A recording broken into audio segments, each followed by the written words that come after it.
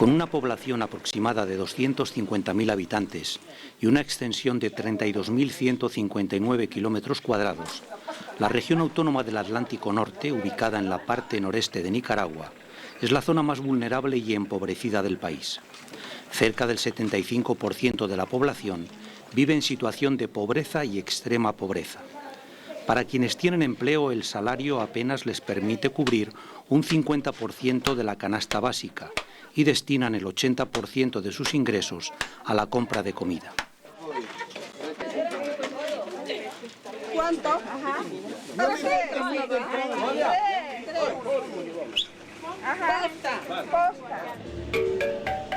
La capital de la región autónoma del Atlántico Norte es Puerto Cabezas, una ciudad que no alcanza los 50.000 habitantes.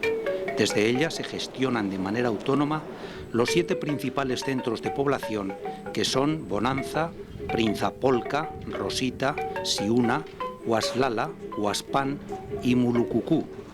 También le pertenecen los Cayos Misquitos, un conjunto de 60 pequeñas islas establecidas como reserva marítima de Nicaragua. Dada su orografía, conformada por junglas de tierras bajas en las que solo los ríos pueden abrirse camino, la población se concentra en las zonas costeras del Mar Caribe, salpicadas de pequeñas lagunas de agua dulce, y en los márgenes del río Coco, cuyas aguas caudalosas sirven de frontera con Honduras. La mayoría de los habitantes de la región autónoma del Atlántico Norte, conocida con su acrónimo de RAN, son indígenas.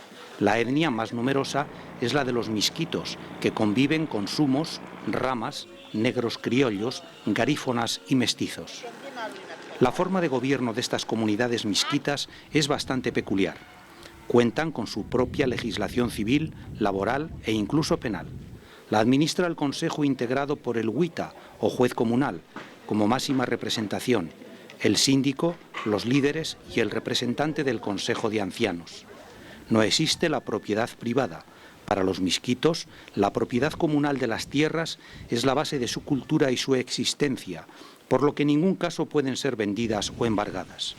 Es el Consejo quien administra las fincas, incluso los terrenos de cultivo, que se distribuyen entre las familias en función de su capacidad productiva y de trabajo. La pesca artesanal en lagunas y ríos es la principal actividad económica de la región. Se compagina con la agricultura de autoconsumo, con la que obtienen principalmente frijoles, arroz, bananas, maíz y tubérculos. La cultura misquita marca también el tipo de construcciones. Son sencillas viviendas de madera, levantadas sobre 4 pilares y cubiertas con techos de zinc.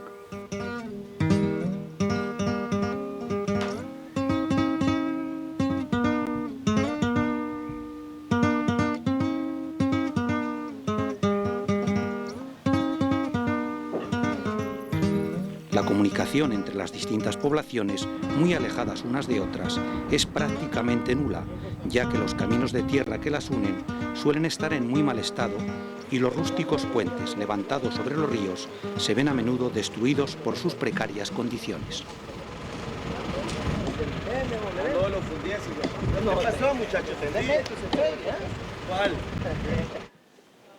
En la cultura patriarcal de los misquitos, la mujer ocupa un segundo lugar con respecto al hombre. No tiene apenas capacidad de decisión dentro de la pareja. Su misión se limita al cuidado de la casa y de los hijos, muy numerosos, por cierto, en las comunidades. Esta función la ejerce en muchos casos sola, ya que es demasiado habitual que el hombre abandone el hogar olvidando sus responsabilidades. En este contexto no es extraño que el índice de maltrato sea en las comunidades indígenas muy superior al del resto de Nicaragua. Las causas de esta violencia no se pueden achacar a la cultura, sino a factores externos como el hacinamiento derivado de la extrema pobreza o el abuso de determinadas sustancias. Hay un tráfico de droga que pasa por Nicaragua, que pasa por las costas de Nicaragua, Atlántico y Pacífico, y que nos ha enfermado mucho a los jóvenes y a algunos adultos. Que esa presencia de droga ahora también ha hecho que los jóvenes sean más violentos y también ha hecho que en las familias hayan más problemas. Rose Cunningham, de etnia misquita, es un ejemplo de cómo con formación y mucho esfuerzo es posible escapar del rol al que por tradición se ve sometida la mujer indígena. Ella ha puesto en marcha una pequeña hospedería en Huaspam. Abre sus puertas no solo a los turistas que se acercan a este rincón, a las orillas del río Coco, sino a todas las mujeres interesadas en defender sus derechos. Lo hace a través de la asociación Flor del Río. Nosotros trabajamos los derechos de la mujer, pero desde una perspectiva del trabajo sobre los derechos económicos.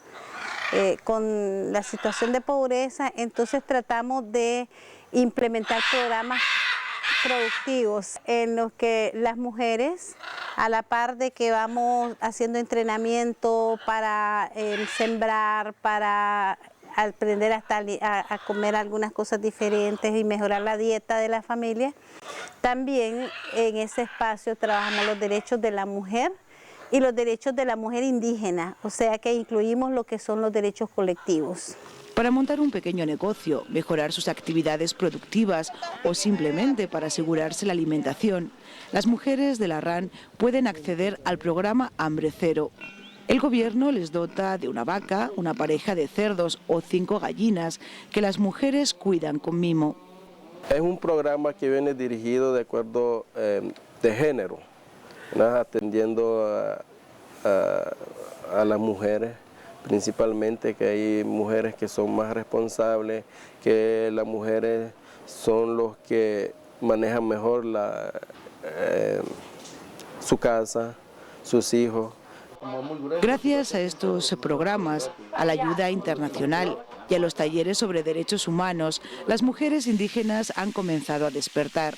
Exigen su puesto en los órganos de decisión política, su derecho sobre las tierras y su reconocimiento ante la comunidad como transmisoras de la tradición, la sabiduría y la espiritualidad indígena. En algunas comunidades ya estamos viendo mujeres que llegan a ser huistas, jueces comunales, muy pocas, pero sí hemos logrado tener ya la participación de las mujeres en algunos de estos cargos comunales. También las mujeres han ido creciendo en el sentido de hacerse reconocer por las comunidades. Si algo hemos logrado es que las mujeres hacen que se oiga su voz en la comunidad. Todavía hay dificultades en cuanto a la confianza de votar por ellas mismas en algunos casos, pero mayoritariamente ya estamos haciendo bastante incidencia y esto lo digo en nivel general en toda la zona. Las mujeres han conseguido unirse y organizarse en entidades como la de AMICA, Asociación de Mujeres Indígenas de la Costa Atlántica. Desde Puerto Cabezas centran sus esfuerzos en acabar con todo tipo de violencia hacia la mujer, ya que, como afirma Rose Cunningham, no solo son los golpes, los insultos o el abandono las únicas formas de agresión a la mujer. La violencia contra la mujer es que la mujer no tenga algo que darle de comer a sus hijos al día para ir a la escuela. La violencia contra la mujer es que la mujer no pueda ir a la escuela. La violencia contra la mujer es que yo, por ejemplo, para ver un especialista antes tenía que viajar hasta el Pacífico. ¿Quién puede hacerlo? A la violación de estos derechos, y no solo los de la mujer, han contribuido los diferentes gobiernos nacionales. Daniel Flacol, periodista de la productora nicaragüense Guapone, es un gran conocedor de las etnias indígenas. Desde su experiencia, nos resume años de maltrato a las comunidades nativas. A pesar de ser, digamos, que la costa caribe representa la mitad del país y tiene los recursos más cuantiosos y más valiosos, son una gente que ha estado históricamente abandonada, que sufre un atraso educativo y cultural enorme, y eso creo que es uno de los factores más importantes de su vulnerabilidad, ¿no? Además que los gobiernos del Pacífico siempre vieron a la costa caribe como un estado botín, es decir, que les servía para robar, para sacar los recursos y no dejar nada, ¿no?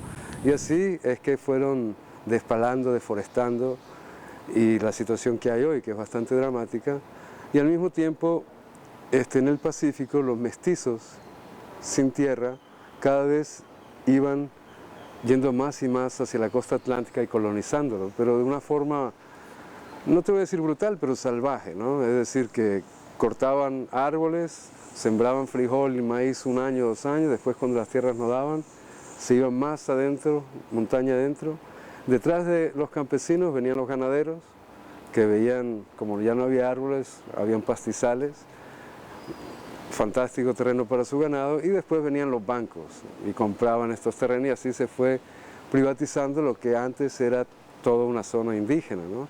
La llamada Ley 28 reconoce a los gobiernos autónomos la propiedad colectiva de las tierras y el derecho a administrar los servicios básicos como la asistencia sanitaria o la educación. Sin embargo, de esa ley quedó fuera algo tan básico como el derecho de los indígenas a administrar sus recursos naturales. Es este punto el que los consejos regionales quieren modificar para acabar con el incesante saqueo de sus recursos naturales. Es una práctica muy común. Y entonces no solo son grandes compañías, sino que son gente rica, ¿no? Que tiene mucha capacidad de comprar dinero y lo que les interesa es el bosque, porque aquí, los árboles maduran muy rápido, en 20 años ya tenés un ceibón o una caoba que en el mercado vale $3.000 o $4.000 y aquí te lo venden por 80 pesos, ¿no?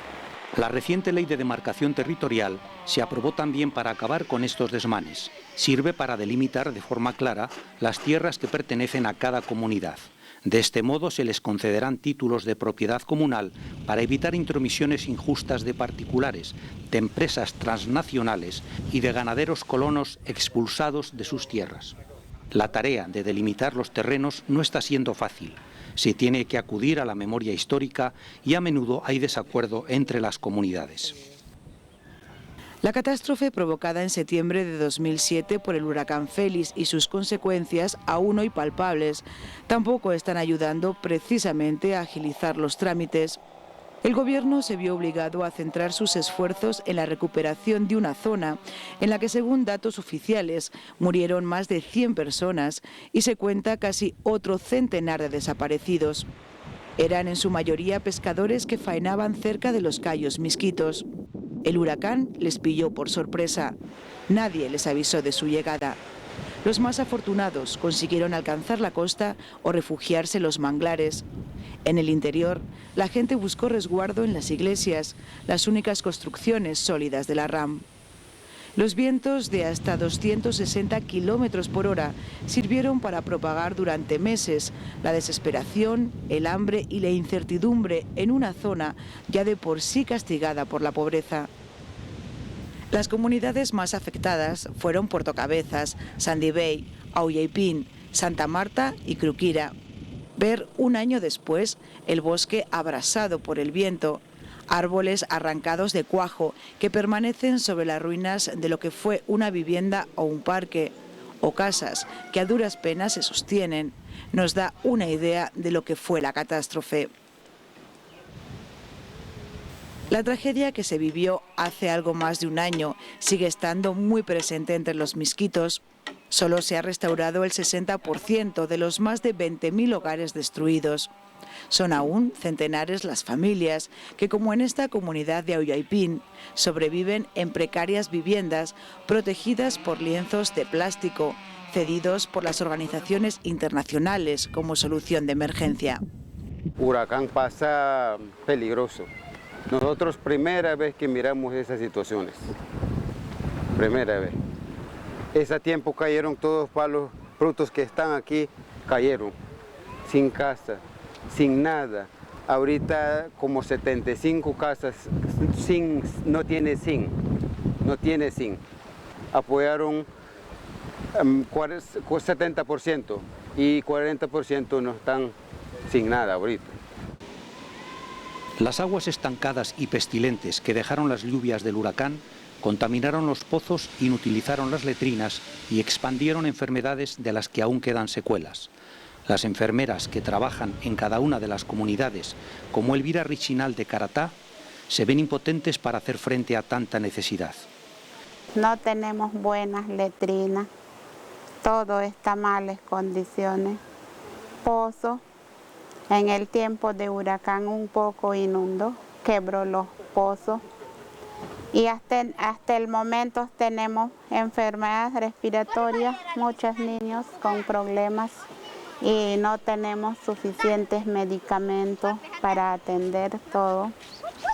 Y también tenemos problemas de alimentación, tenemos niños desnutriciones, un poco, no tanto pues. Y bueno, los ancianos también hay problemas de infecciones renales, hipertensión. Conseguir medicinas en la costa del Atlántico Norte no es nada fácil. Escasean y son muy caras para unas personas que tienen que invertir el poco dinero que ganan en cubrir sus necesidades básicas. Nelly Patterson comparte vivienda con otra familia de Guaguabar. Ella sola tiene que alimentar y cuidar a sus 4 hijos y a su madre enferma del corazón. Mi mamita, mi mamá, ahí tengo enfermo de corazón. Lo llevé en el hospital y no puede entrar. Y cuando no hay reales tampoco, no hay nada.